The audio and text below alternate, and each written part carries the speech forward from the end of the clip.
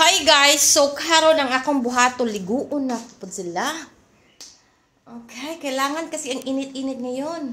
Nasa 32 degrees ata. So ilang days na silang walang ang tawag yung ligo-ligo. So ito, gusto nila itong maligo. Tingnan nyo. Gusto na, ang sarap talaga para nila sa kanila. Ang sarap-sarap maligo. Tingnan nyo. Itong dalawang ito, mahilig talaga ito sa tubig. Hindi takot sa tubig. Gusto nga maligo araw-araw eh. Kasi lang may trabaho ako. The only time na maliligo sila is pag wala akong trabaho. Pero, of course, araw-araw pinapakain ko ito sila, no? Hindi ko talaga nakakalimutang pakainin itong mga ibon na to. Baka kakainin ng buong bahay. Of course, yan si Alex. Gusto talaga niya yung tubig. At ito naman si sino ba yan? At ito naman si Merlin. Come on, Merlin. Takot na tubig si Merlin. Merlin.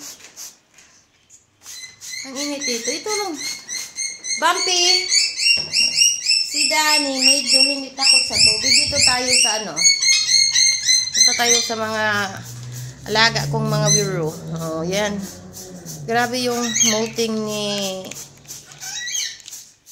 sino ba to? Si Snowflakes. Kasi yung ulo niya parang nakakalbo sa kakakain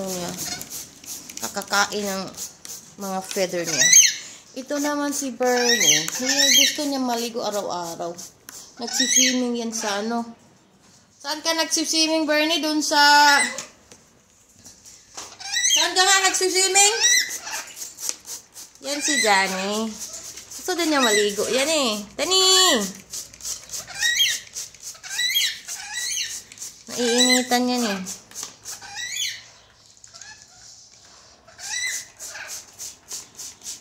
Pag nandito lang ako sa bahay, naliligo yan sila pag may trabaho ako kasi maaga ako malilate na ako. O tingnan mo, ang ganda, di ba? Very beautiful wings. Absolutely beautiful.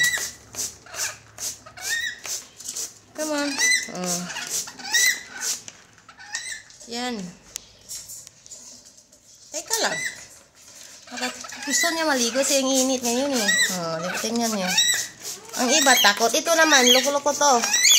Gusto niya maligo, kaya lang takot siya sa squirting.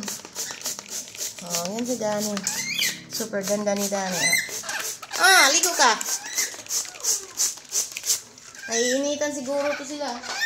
Kasi ilang days na yan naliligo eh. Kasi yung asawa ko, tinatamad minsan. Nasa trabaho ako, uwi ako ng 5:30 to 6 kasi dito 5 to 6 is may araw pa kasi summer. Pag winter, dito nasa 4:30 medyo madilim na. Ito sila, ako nagliligo, ako naglilinis, ako nagpapapakain araw-araw. Yung asawa ko yan si Ella. Kulit ito ni Ella din eh. Hello. Gusto din niya yung tubig. Tingnan niyo.